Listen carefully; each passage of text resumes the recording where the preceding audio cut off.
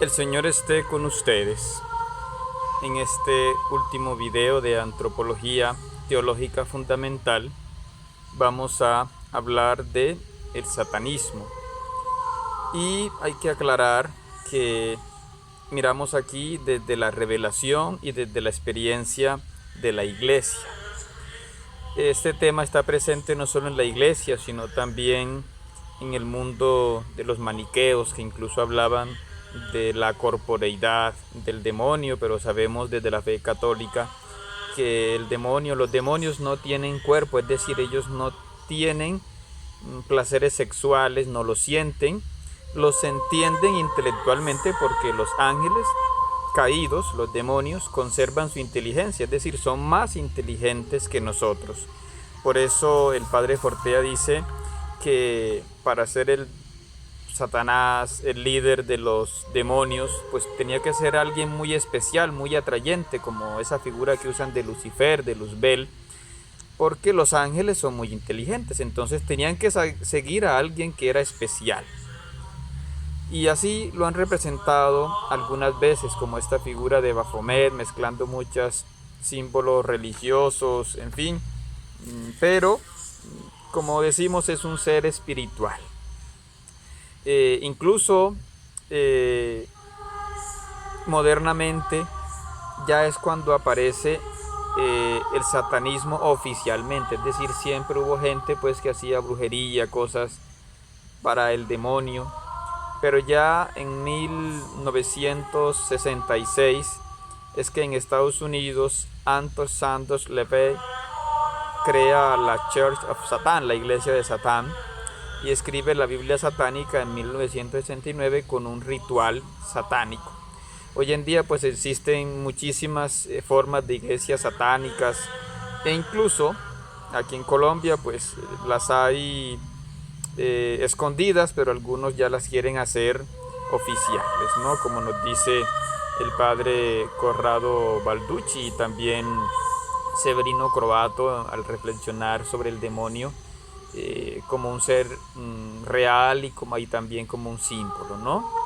Primera de Pedro 5:8 nos dice que el diablo anda buscando a quien devorar y que estamos en una lucha espiritual, como dice Efesios 6:10. Hubo santos que experimentaron esa lucha directa contra el demonio, como el cura de Ars, San Juan Bosco, Santa Gema Galgani, en fin. Y ya en tiempos anteriores se había denunciado la brujería e incluso hubo la summa de oficio inquisicionis, que era una forma de investigar qué personas tenían pactos con el diablo, ¿no? Lo que llamamos la Santa Inquisición, donde sabemos que hubo abusos, pero también hubo una búsqueda auténtica contra el mal, ¿no? Y una de las formas que la iglesia más recomendó en la lucha contra el mal pues fue el Santo Rosario, ¿no? Porque sabemos que nos protege mucho y por supuesto los sacramentos, el buscar a Cristo, la cruz de Cristo, buscarlo por supuesto en la fe de la iglesia, en la confesión, protegernos, ¿no? Y en la Revolución Francesa aparecieron lo que se llaman las misas negras. Era como ridiculizar la misa y se empezaron a disfrazar de sacerdotes, a repetir lo que hacía el sacerdote en la misa en forma negativa. Pero poco a poco allí se fue entrando también el demonio, ¿no? Como decía Primera de Pedro, el diablo anda buscando a quien devorar, y entonces se le abrió la puerta y ahí entró incluso la masonería con cosas satánicas, ¿sí? Ya hacia 1875 el inglés Aleister Crowell, que renegó del puritanismo, del protestantismo, empezó a hacer orgías grupales, drogas, sacrificios de animales, dando pues, como decimos, forma a lo que empieza a ser el satanismo, ¿no? Volviendo a este satánico LaVey de Estados Unidos, ellos hacen una misa negra en la que hacen una parodia, ridiculizan la misa, usan un crucifijo invertido, profanan la hostia consagrada. Por eso la iglesia insiste tanto que cuando una persona va a comulgar se vea, que lo recibe en la boca, sobre todo ahora que estamos por la pandemia pidiendo que sean la mano que se comulgue delante del sacerdote, ¿no? Para no profanarlo, para que no se lo lleven a ritos satánicos. Hay otro grupo satánico que se hacen llamar los luciferinos. Ellos dicen que son distintos a los satánicos, pero termina siendo casi lo mismo. Ellos tienen lo que se llama una misa roja, donde visten todo de rojo, tienen una Biblia satánica, el celebrante se viste de negro y allí consumen drogas, hay orgías, en fin. También el satanismo está metido en gente muy preparada, estudiada, incluso en gente mafiosa, en gente de la política, gente del mundo militar. Bueno, uno escucha todas esas situaciones. En fin, en la cárcel también la gente cuenta que algunos conocieron este mundo del ocultismo, gente que estuvo en malos caminos porque creían que esto le daba poder, sobre todo a los jóvenes les atrae eso de sentir poderes, de dominar, de tener prosperidad económica, de conseguir un amor prohibido, lo que sea, y terminan tentados por el satanismo, ¿no? Otra forma de meterse en el mundo satánico son eso de los mediums, sobre todo en Francia, donde surge la obra del espiritista Allan Kardec, ese es un seudónimo, donde, en fin, se meten en este mundo de los espíritus queriendo conseguir poderes y terminan en manos del diablo. Hay una frase muy bonita que dice: Dios nos pide el 10% y nos da el 90%. En cambio el diablo nos pide el 90% y solo nos da el 10%. Siempre termina fracasada la persona que se mete en este mundo del satanismo, ¿no? Hay también otras formas, que los supuestos hipnotismos, en fin, cosas que son a veces peligrosas, como decimos, cosas que contaminan. Hay incluso algunas formas de yoga, de reiki, que pueden contaminarnos porque involucran cosas que ya rozan con el satanismo, ¿no? La caída de Satanás pues no deja de ser un misterio, ¿no? Ya exponíamos lo que nos decía el padre Fortea de ese proceso, ¿sí? Que, en fin, fue necesario para probar su libertad, pero que en algunos terminó en rebeldía. No sabemos cuánto, no sabemos cuántos son los ángeles buenos, solo sabemos que son más que los ángeles malos, no que los demonios, ¿sí? Ellos tienen más inteligencia que nosotros, ¿sí? Y por eso también se nos pide tener cuidado con esos llamados poderes psíquicos, encantamientos, parapsicología, que la telestesia, que la telequinesis, que la teleplastia, que el vudú, que la macumba, que la santería.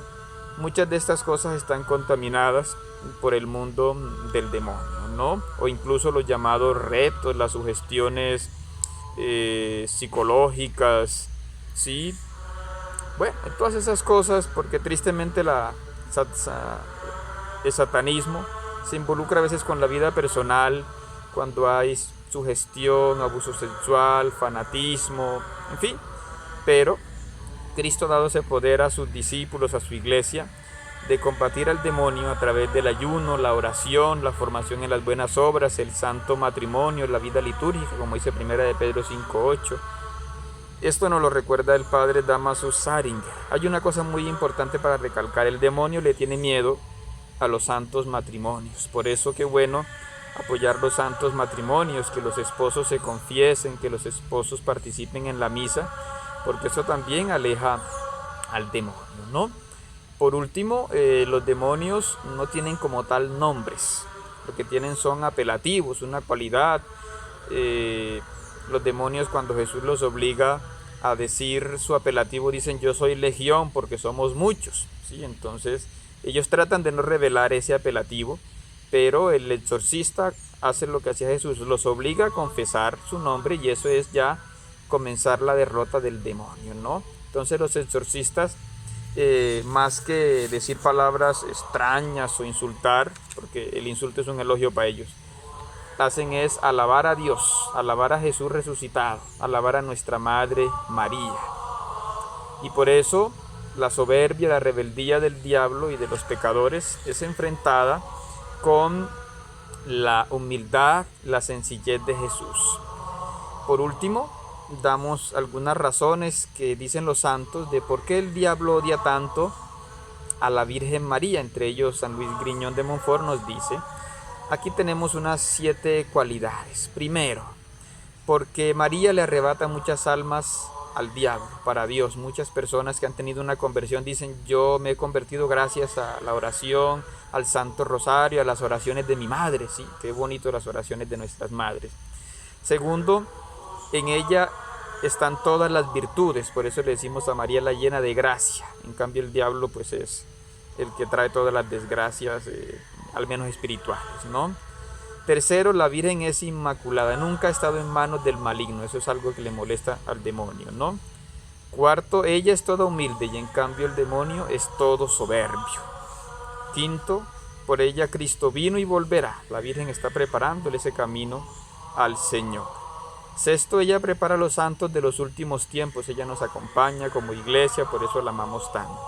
Y por último, ella y su Santo Rosario acercan muchas almas a Cristo. Muchas personas que incluso no saben ni leer, pero al menos hacen el rosario, están tan cerca de Dios y por eso le damos gracias a nuestra Madre. Muchas gracias por acompañarnos en todos estos encuentros.